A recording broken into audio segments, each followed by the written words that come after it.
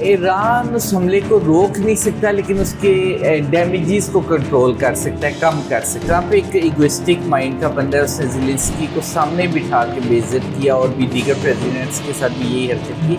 تو اگر ہم یہ بات کریں کہ وہ اسلامی ممالک کا اتنا ہی زیادہ عزت و احترام کرتا ہے کہ ان کے کہنے پہ حملہ روک دے گا، تو ایسا نہیں ہے۔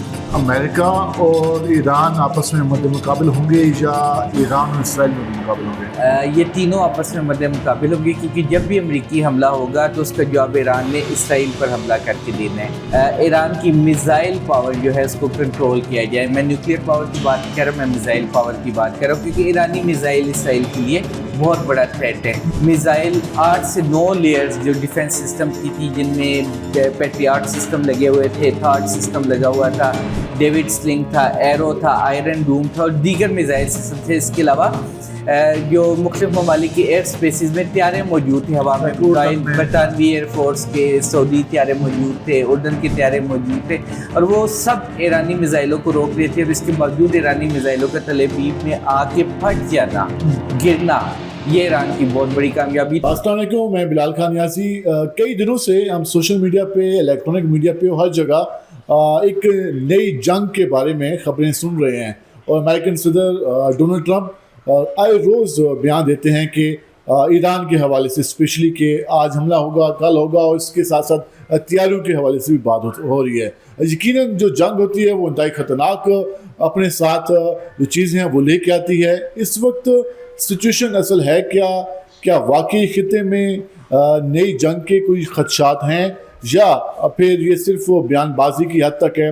اس پر بات کریں گے۔ ہمارے ساتھ موجود ہیں ہمارے فورن آفس کے سینئر رپورٹر ہیں انور عباس صاحب۔ کافی ایکسپیرینس ہے، کافی تجربہ ہے ان کا، جو مشرق وسطی کی صورتحال پہ اور اس کے ساتھ ساتھ ایران کے تعلق، جو ایران کے معاملات ہیں اس کے حوالے سے۔ تو ذرا ہم انور عباس سے جانیں گے کہ جو موجودہ حالات ہیں، اور اگر یہ جنگ ہوتی ہے کیا اس کے چانسز ہیں یا نہیں، اگر چانسز ہیں تو اس کے بعد کیا حالات بنیں گے؟ انور بھائی، موجودہ صورتحال کے بارے میں جو ہم آئے روز ایک بیانات سنتے آ رہے ہیں، دیکھتے آ رہے ہیں، اس کے بارے میں ذرا بتائیے گا کہ یہ خطہ آنے والے دنوں میں جا کہاں رہا ہے اور اس کے نتائج کہاں برآمد ہوں گے؟ آنے والے دنوں میں جو ہے حالات وہ خراب ہی دکھائی دے رہے ہیں۔ ماضی میں بھی ایسا ہوا تھا کہ ایک دفعہ وارننگ جاری ہو گئی تھی، یورپین ممالک نے بھی کہہ دیا کہ اگلے 24 گھنٹے میں حملہ ہو جائے گا، اور پھر وہ حملہ نہیں ہوا۔ اس کی وجہ یہ تھی کہ اس وقت تک اسرائیل تیار نہیں تھا جوابی دفاعی حملے کے لیے۔ اس کے بعد ہم نے دیکھا کہ اسرائیلی وزیر اعظم نے امریکہ کا دورہ کیا، ڈونلڈ ٹرمپ سے ملے، اور واپس آتے ساتھ انہوں نے IDF چیف سے ملاقات کی، اور اس ملاقات میں انہوں نے اسرائیلی ڈیفنس فورسز کو ایران کی جانب سے کسی متوقع جوابی رد عمل کے لیے تیاری کا حکم دیا۔ اس کے علاوہ 2 دن بعد چینلز پہ خبر چلی کہ شیلٹرز بھی کھول دیے گئے۔ وہ جو حملہ پوسٹ پونڈ ہوا تھا، جو کہ ہمارے سوشل میڈیا پہ یہ دکھایا گیا تھا جگہ جگہ کہ سعودی عرب، قطر اور اسلامی ممالک کی درخواست پہ ملتوی کیا گیا ہے، وہ جب کہ ملتوی کیا گیا تھا تو اسرائیل کی درخواست پہ کیا گیا تھا، کیونکہ ایران کی جانب سے واضح ایرانی میڈیا پہ یہ جاری کیا گیا تھا کہ کسی بھی حملے کا جواب اسرائیل کو نشانہ بنا کر دیا جائے گا، امریکی حملے کا جواب۔ اس میں 2 ممالک یا 3 ممالک نشانہ ضرور بنے گے۔ بالکل، ٹرمپ اپنے باپ کی سننے والا نہیں ہے، ٹرمپ نے کسی کی کیا سننی ہے۔ ٹرمپ ایک ایگوسٹک مائنڈ کا بندہ ہے، اس نے زیلنسکی کو سامنے بٹھا کے بے عزت کیا اور بھی دیگر پریزیڈنٹس کے ساتھ بھی یہی حرکت کی۔ تو اگر ہم یہ بات کریں کہ وہ اسلامی ممالک کا اتنا ہی زیادہ عزت و احترام کرتا ہے کہ ان کے کہنے پہ حملہ روک دے گا، تو ایسا نہیں ہے۔ امریکہ کے کچھ اپنے معاملات ہیں، کچھ اسرائیل کے معاملات ہیں، اور انہوں نے اس حملے اور اس کے رد عمل کو انالائز کر کے حملہ ہوتا ہے تو کون سے ممالک اس کی زد میں آئیں گے؟ ابھی تو یہ حملہ ہوتا دکھائی دے رہا ہے آنے والے دنوں میں۔ ابھی دے رہا ہے جی، ابھی اس وقت جو ہے حالات ایسے کہ امریکہ کے 3 بیڑے جو ہیں وہ ایران کے ارد گرد سرکل کر چکے ہیں، تیسرا بیڑا ابھی رستے میں ہے، 2 ان کے آلریڈی موجود ہے، ایک یمن کے ارد گرد ہے، دوسرا ایران کے ارد گرد، تاکہ یمن کو انگیج کر سکیں، یمن کی طرف سے اگر کوئی ریزسٹنس آتی ہے، دوسرا ایران کے پاس ہے، اور تیسرا ان کا جو سب سے بڑا بحری جہاز ہے، جنگی جہاز، تو وہ بھی ایران کی طرف روانہ ہے۔ اس کے علاوہ تقریباً 100 سے زائد ایئر فیولر ٹینکرز جو ہیں ان کے اس ریجن میں موجود ہیں۔ اب ان ایئر ٹینکرز کا کام کیا ہے کہ جب بھی امریکی جنگی طیارے حملہ کریں گے کسی بھی حملے کی صورت میں، وہ ایئر ٹینکرز ہوا میں ریفیول کریں گے امریکی طیاروں کو۔ اس کے علاوہ امریکہ کے بڑی تعداد میں انہوں نے جو ڈیفنس سسٹم ہے یا بیٹریز ہیں ان کو انسٹال کیا ہے سعودی عرب میں, عراق میں, سعودی عرب میں. تو ایران کے پاس کیا کوئی کیپیسٹی ہے کہ وہ اس حملے کو روک پائے؟ ایران اس حملے کو روک نہیں سکتا لیکن اس کے ڈیمیجز کو کنٹرول کر سکتا ہے, کم کر سکتا ہے. وہی جو 17 روزہ جنگ میں انہوں نے کیا اسرائیل پہ اٹیک کر کے, اسی طرح کا اس میں دو طرح کی حکمت عملی ہمارے سامنے آ سکتی ہے. پہلی یہ کہ امریکنز کی کوشش ہوگی کہ وہ جلد از جلد سٹرائک کریں اور فوری طور پہ اس حملے کو سر انجام دے کے اپنے میڈیا پہ اور اس کو پبلسائز کر دے کہ جی ہم نے حملہ کر دیا اور ہم نے یہ کر دیا, جیسے کہ انہوں نے ماضی میں کیا. امریکی ایک لمبی جنگ جو ہے وہ شاید افورڈ کرنا ان کے لیے مشکل ہوگا کیونکہ وہ ایران سے کافی دور ہے. امریکہ اور ایران آپس میں مد مقابل ہوں گے یا ایران اور اسرائیل مد مقابل ہوں گے؟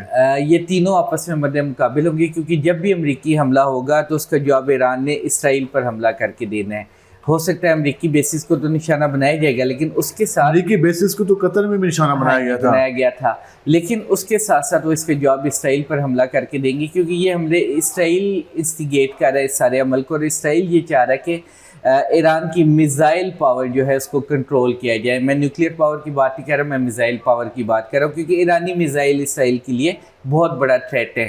12 روزہ جنگ میں میزائل 8 سے 9 لیئرز جو ڈیفنس سسٹم کی تھی جن میں پیٹریاٹ سسٹم لگے ہوئے تھے, تھاٹ سسٹم لگا ہوا تھا, ڈیوڈ سلنگ تھا, ایرو تھا, آئرن ڈوم تھا اور دیگر میزائل سسٹم تھے. اس کے علاوہ جو مختلف ممالک کی ایئر سپیسز میں طیارے موجود تھے ہوا میں, برطانوی ایئر فورس کے, سعودی طیارے موجود تھے, اردن کے طیارے موجود تھے اور وہ سب ایرانی میزائلوں کو روک رہے تھے. اور اس کے باوجود ایرانی میزائلوں کا تل ابیب میں آ کے پھٹ جانا, گرنا, یہ ایران کی بہت بڑی کامیابی تھی اور یہی بیسک تھریٹ ہے اسرائیل کے لیے. ایران کے پاس اسپیس بہت زیادہ ہے, ایک بڑا رقبہ ہے, ایران کو فرق نہیں پڑے گا اگر وہاں پہ بمباری ہوتی ہے, لیکن اسرائیل چونکہ چھوٹے اسپیس رکھتا ہے, چھوٹا سا رقبہ ہے, تو وہاں پہ اگر آپ کے ایٹ اے ٹائم 5 میزائل بھی گر جاتے ہیں تو پورا اسرائیل گر جاتا ہے. نیوکلیئر جنگ کا بھی خدشہ ہو سکتا ہے؟ میرا نہیں خیال کہ ایرانی نیوکلیئر جنگ کی طرف جائیں گے. ہاں امریکہ کی جانب سے یا اسرائیل کی جانب سے ایران پر نیوکلیئر حملہ ہو سکتا ہے. ایرانی اس پہ نہیں جائیں گے کیونکہ ہمیں یہ دیکھنا ہے کہ ایران میں جو سسٹم ہے اس میں ان کی جو سپریم لیڈر ہے ان کا آلریڈی فتویٰ موجود ہے